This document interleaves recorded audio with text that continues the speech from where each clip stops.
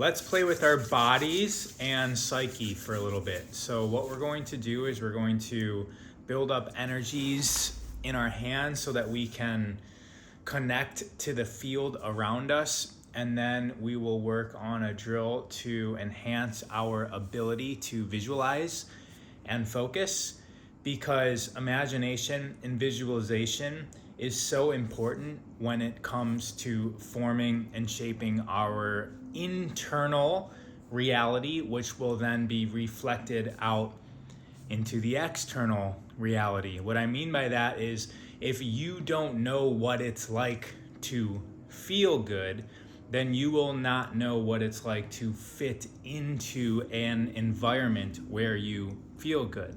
So the ability to imagine not just emotions, but actually things, is going to allow you to project yourself into the realities of the best flow for yourself. So if there's something that you would like upgraded, you having the ability to imagine and visualize and actually hold that thing in your mind, that thing, that place, that person, that situation, hold it within your mind's eye, is going to allow you to hold it in physical reality.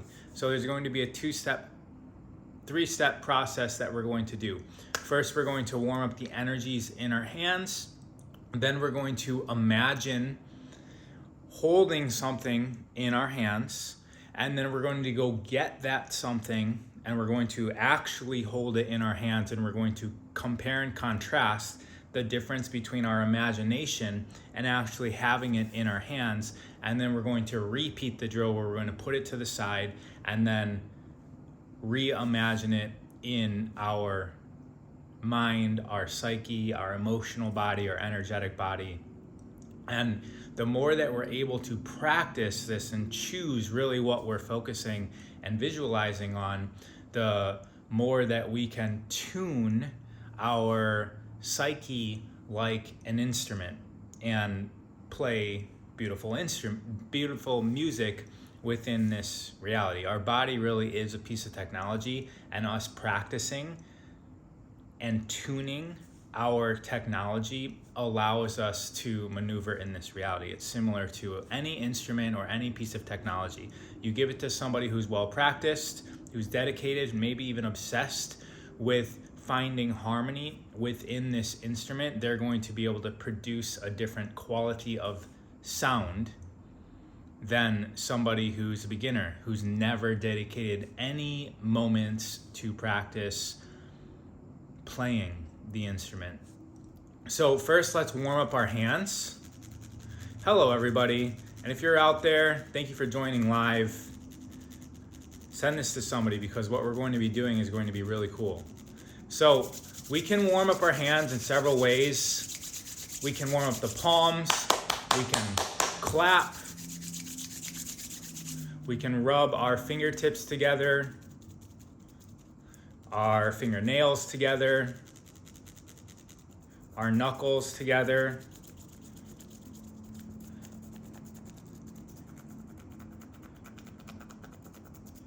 But we're going to be going straight into the exercise here. We're just getting focused on the meridians of the hands. So close your eyes, start breathing, noticing the breath through the nose. So it's just a breath observance, not so much controlling the breath, but you're just noticing the breath. Once again, we're working on focus. So see if you can focus on the air coming in, it going up to the top of your inhale. Notice the air coming out, the body squeezing it out on its own. Then there's a pause at the exhale.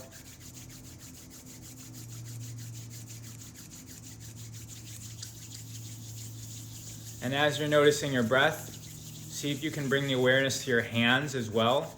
So now you are focusing on two things. You're focusing on the inhales, the pauses, the exhales, the pauses, and you're focusing on how your hands feel as you're rubbing them knuckles, palms, nails. And then start bringing the focus completely into your hands. As you stop rubbing your hands together and just separate them like you're holding a small beach ball.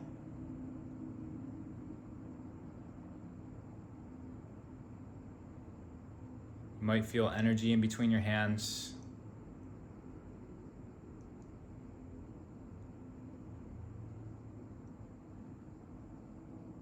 We're feeling the energy in our hands right now. For about 10 more seconds, just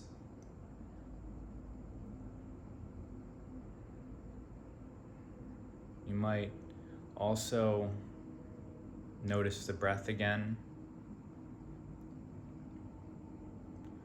While you're sitting here still, imagine standing up and going and grabbing an item in your house or wherever you are that you see all of the time. We're not actually doing this, you're just imagining it. It could be the kitchen fork, could be your wedding ring that you don't have on right now, it could be your favorite pair of shoes. Imagine going and grabbing that. You're feeling your body walk across your house and grabbing the item and bringing it back to where you're sitting right now.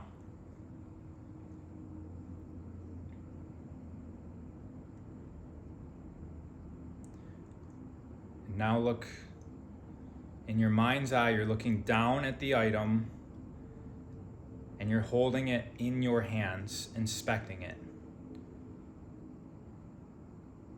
Focus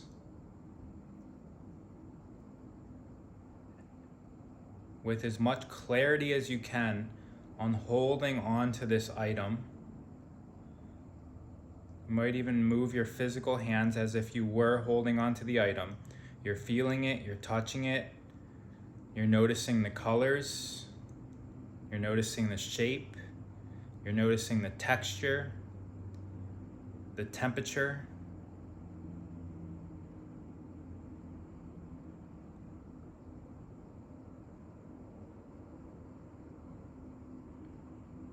How it feels in comparison to your body.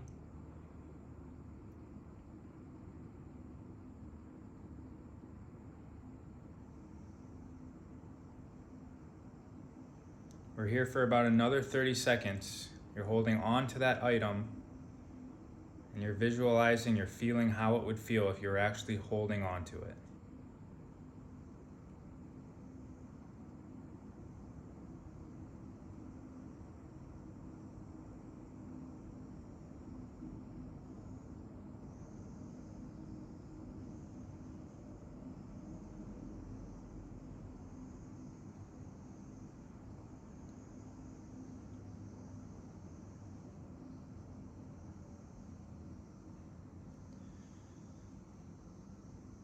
Take a little bit deeper breath and you can slowly release your hands down. And now let's go get the item. So actually stand up and go to wherever that item is in your house and grab onto it, and we're bringing it back.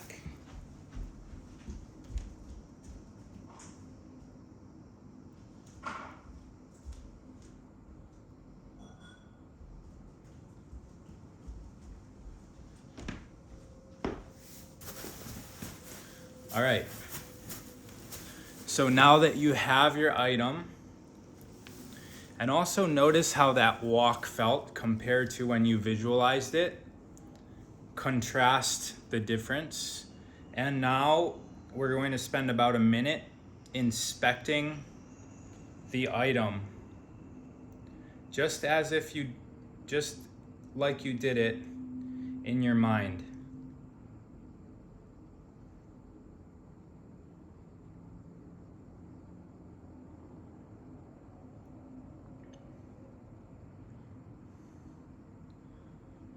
Notice how it feels. how much it weighs, how the light hits it, what color it is, the temperature of it. We can quickly contrast the difference between imagining it and how you're inspecting it right now. But also know that we're going to close our eyes in a minute and put this to the side and go over the same drill, the same practice. So really secure this into your psyche. If there's certain aspects of it, like right now I'm looking at my wedding ring,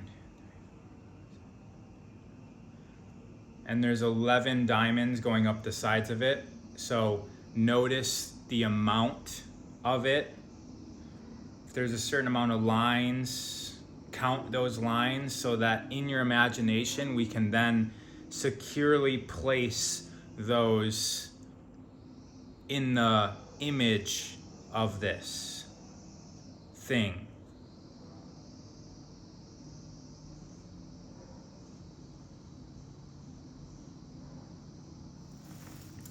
All right, so now we're placing it to the side. And we can keep our hands down at our knees, or we can also bring them up just like we were.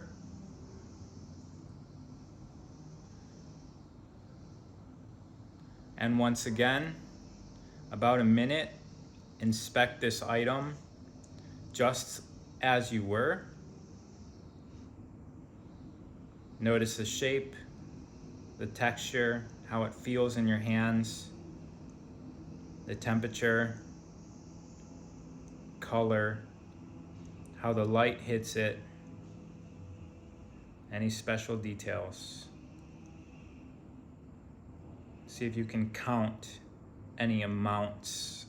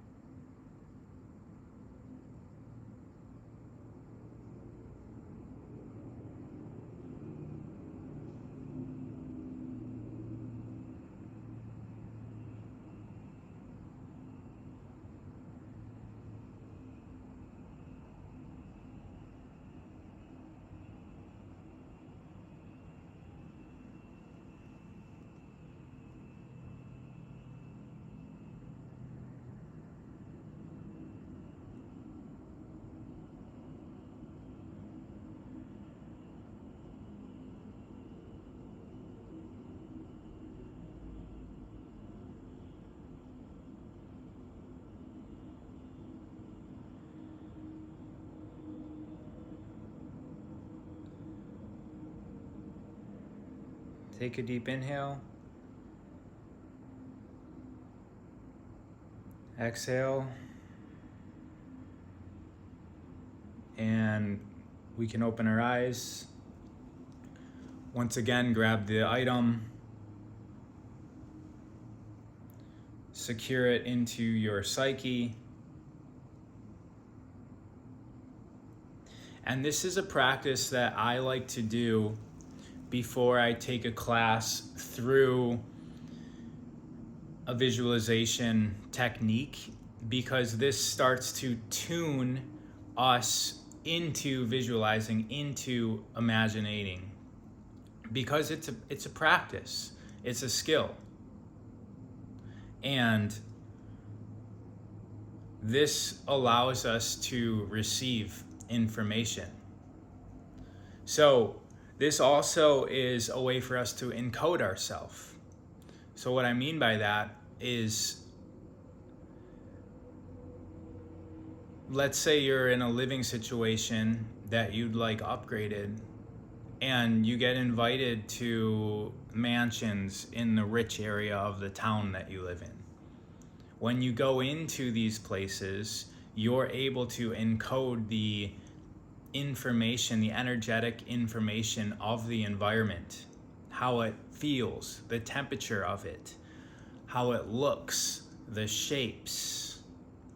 All of that can be imprinted onto self, just like when you're actually looking at the physical object, and the purpose of the physical object was to imprint it into the psyche because you knew that you were going to go without it for a little bit.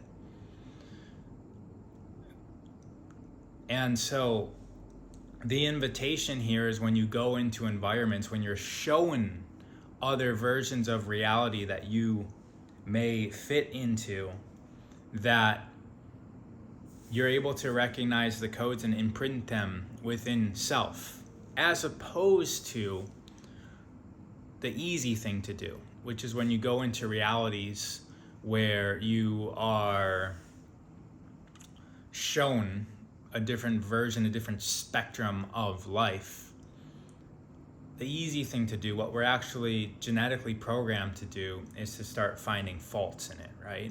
Oh, these rich people, they stole their money to get here. They stepped on the heads of a lot of people to get here. And you start tearing down that reality.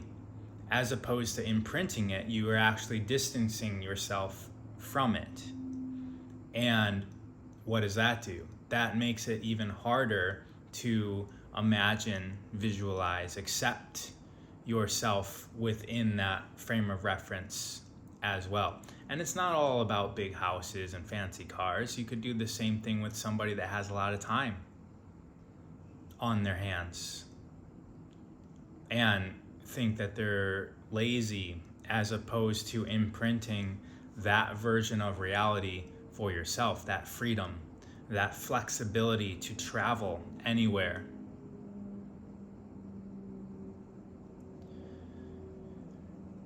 Daniel says, I really enjoyed that. I've used an Apple to do something similar with helping beginners with visualizations. Anybody else have any takeaways from that? Thank you. Would you say you are fragmenting yourself then? Fragmenting is a word that implies,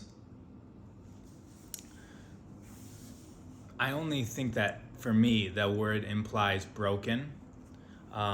And it might not mean that. And the reason why I think that is because I remember back in the early days of computers, we would have to defragment the computer, which meant take all of the files that we deleted, they left holes in the hard drives. So defragment meant that they got all organized back together.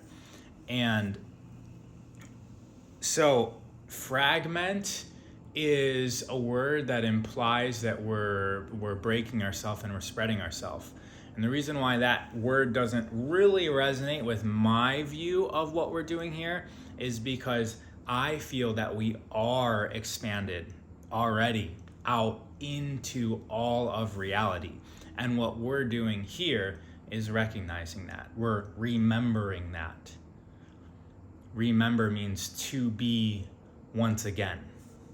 And so it's essentially just opening up ourselves to the possibility that there is more to us than just skin in. And then that offers opportunity to learn. Even if it's just in our imagination, we're learning what it's being like to be somebody, have something, be somewhere else. And then that allows us to practice so that when that opportunity comes walking into our life, it's not our first time and we don't fumble. I did not know I was imprinting when I was young. I was so purposefully in taking in wondrous places and things because I wish to always be grateful, and I could remember it clearly later. Yes, this is an advanced gratefulness exercise. Rather than rejecting what we're seeing, we're letting that imprint and replacing ourselves within the shapes that we choose to be within.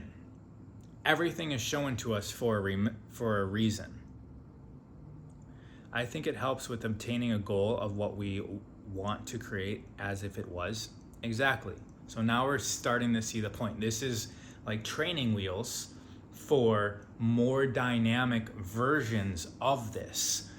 And as we can start imagining different environments, different situations that we're in, as they get more dynamic, we realize that our self can shift and change in order to be there. And we can diagnose how we are being now with this other visualization, and we can contrast, oh, because we were doing something physical, right? I was using my ring. But the more advanced version is doing this with an environment that doesn't exist, that you've never seen before. And you go into it and you create, and you can contrast with how you're being now, what you're doing, what you're thinking, who you're interacting with, what sort of practices you do on a daily basis with this new imagining. And simultaneously, can we do two things? I mean, we're all doing literally close to infinite amount of things, right? I'm talking to you on the phone, and my heart's also resonating a frequency that's moving blood through my body. My organs are determining what sort of processes they're doing in my body. There's glands that are producing peptides, which are producing hormones, all in an intricate balance within my body. That's all happening. So we always are doing many things. That's just within self. We can expand our consciousness, right? The stuff that gives us life, the air, the light, the water. If we can expand ourselves into that, as opposed to just thinking about air as this like dead thing that only gives us life once it's inside of us, which doesn't make any sense, but actually look at it for what it is. Breath is literally the meaning of the word spirit. And looking at all of us around us, like this is all us, right? So the difference between external and internal is that a lot of us feel that like if it's inside of us, we need it, right? I need my heart. If I get my heart taken out of me, then I die. I cease to exist. So we really take ownership of the heart as a part of self. But we also need the air. We also need the waters. We also need, we literally carry water within us. We need, and for those of you that are arguing about whether we need to drink water or not, I didn't say we need to drink water. We can eat water as well through fruits, but we need the light. If any of that got shut off or taken away, we would cease to exist as a physical entity here and now as well. And so separating ourselves from these elements is contradictory to separating ourselves from our own physical body, because our physical body is made up of everything around us. Hence, if we can project ourselves out, if we can expand the self externally and recognize everything within our reality is us, then that gives us the possibility of being our entire reality and operating from that standpoint.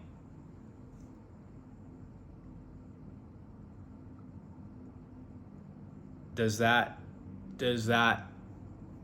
like, what does that mean? That means something different for everybody. And it could just be a game. It was just a game for me at once. It was a what if game. I always used to say, what if? What if I was everything? If I was everything, then. That was actually the experiment. There were if-then experience. If I was everything, then I should be able to fill in the blank.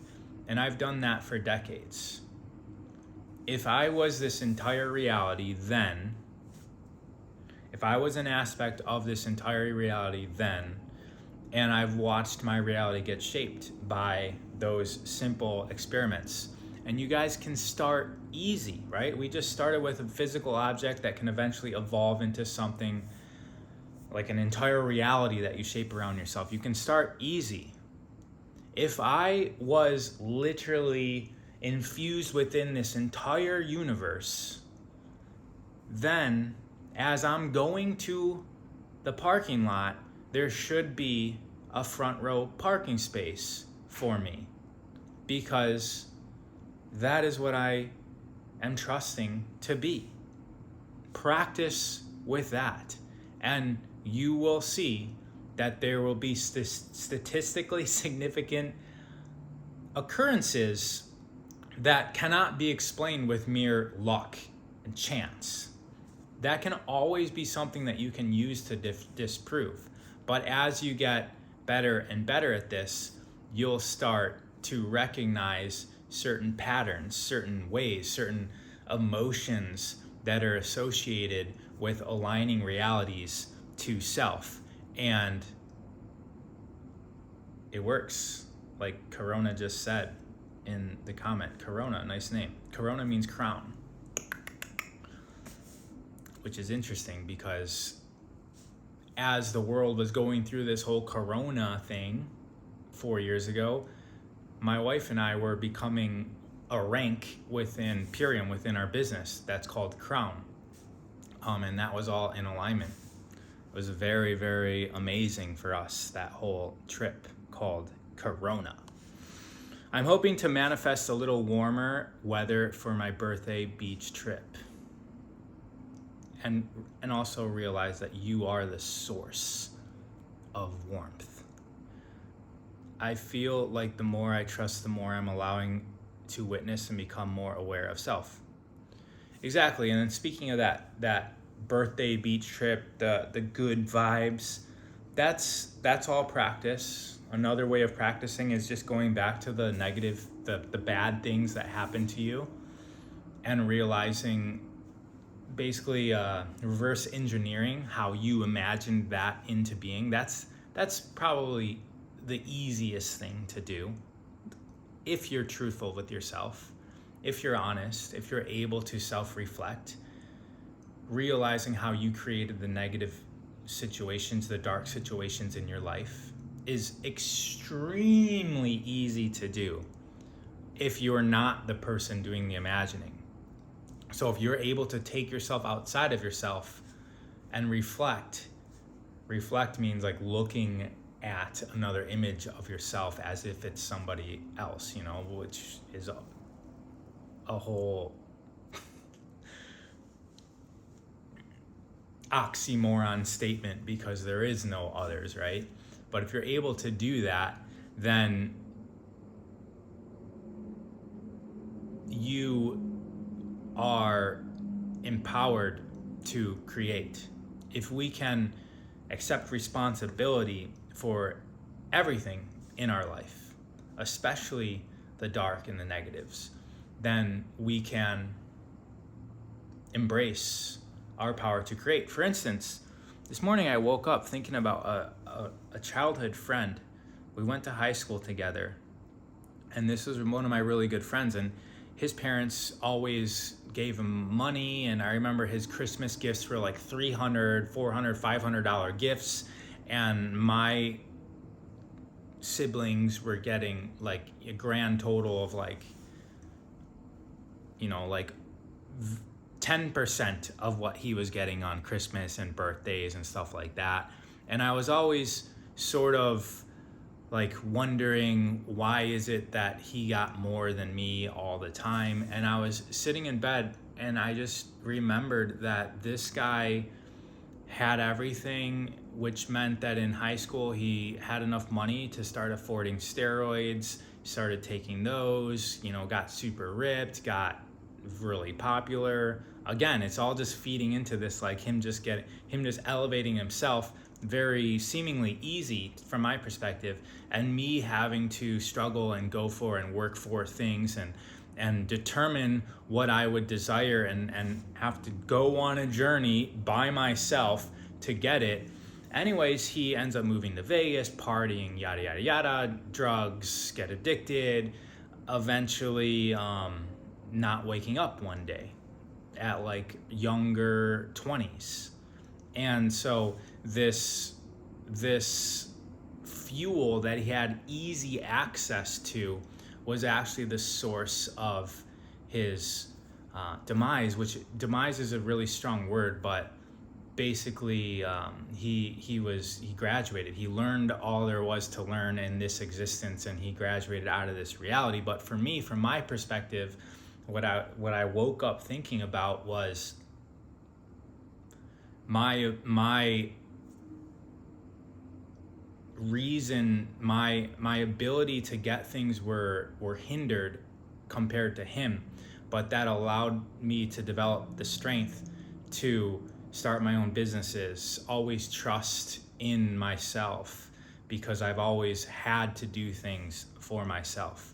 And so that was just me like wandering back into my childhood and how I kind of felt shorted in relationship to him. And his life was a lot shorter than mine as well. Like I've already doubled his lifespan. So, because I'm 41 or 42, something like that, and he was gone at, maybe he was gone at like 22 or 23, something like that, 24-ish. But the point is that you can go back, and everybody has all this like, well, I was abused and I was this and I was that, and so this can't be true. But like zoom out a little bit more. All right, if you find you're hitting a wall and you can't really comprehend why something happened to you, zoom out to the point where you can see the grandness of why you are here. And even if that means you go to the God scenario, right? The God scenario, he's like, find the place where you feel and can see the reasons.